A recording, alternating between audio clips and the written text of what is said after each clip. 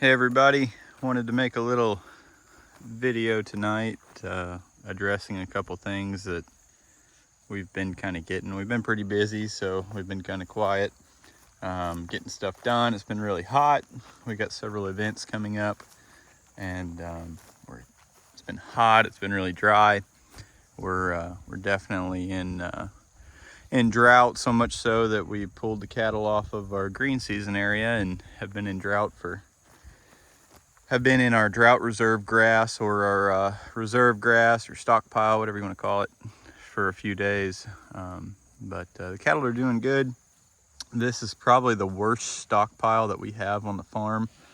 We intentionally came to it first because we knew it wasn't going to get any better before winter. So we kind of zipped over here, but I wanted to kind of just shoot a little video on this ground cover after grazing. I did come in here and clip it because we just had a bunch of ragweed. I didn't want to leave all that, and with us being so dry, I wanted to make sure that we had every opportunity we could to get some regrowth before winter. A lot of people are always concerned about grazing this down. They see this in the video and they're like, oh my gosh, you grazed it to the dirt.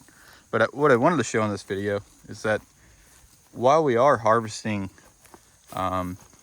pretty much as much forage as we can while maintaining good body condition, we're leaving 90% of the time we're leaving plenty of ground cover.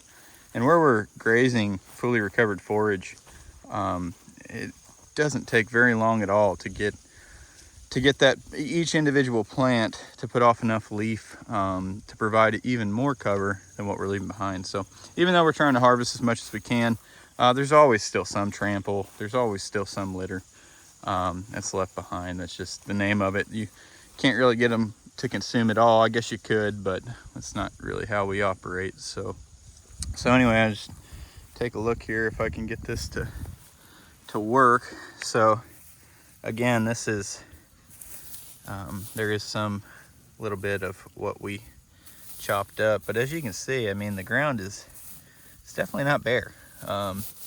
There's residue left behind. I think it's about the perfect amount of cover, really. We're actually kind of looking at, hit a button. We're actually looking at gonna probably drill in some winter cover crops in this pasture. It's just a really poor pasture around here, and it's got a lot of invasive nimblewheel. We've done a good job of getting rid of most of that on other parts of the farm, but I think we're gonna try to do it a little bit different way here and maybe get some winter feed out of it.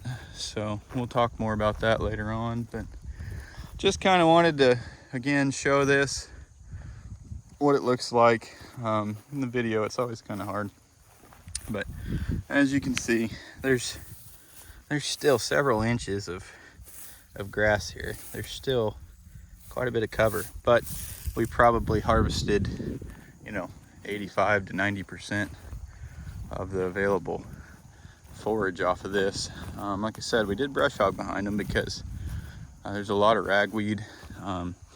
Quality is like borderline, probably on available protein. So we do have some alfalfa bales, and we have put out just a few, and just kind of watching the manure as we made that transition, but doesn't look like we're going to be needing it. But we're always striving for animal performance, and so I don't want to let them slip, especially not in these transitions. So we'll always buffer them a little bit, and then pull back if we need to. But we did give just a few bales of 45, 50 pound square bales out for 2 or 3 days. So I think we did 4 bales each day. So very minimum. I don't even think they really needed it, but like I said, this is the worst quality we had. We did not test it. We've tested all the other stockpile. So I didn't want to, like I said, kind of go into it blind, get a couple days into grazing it and then be like, oh, well, we're shorting them. So yeah, we just, like I said, wanted to kind of give them a little bit of a buffer. But yeah, the quality of this was, like I said, really poor.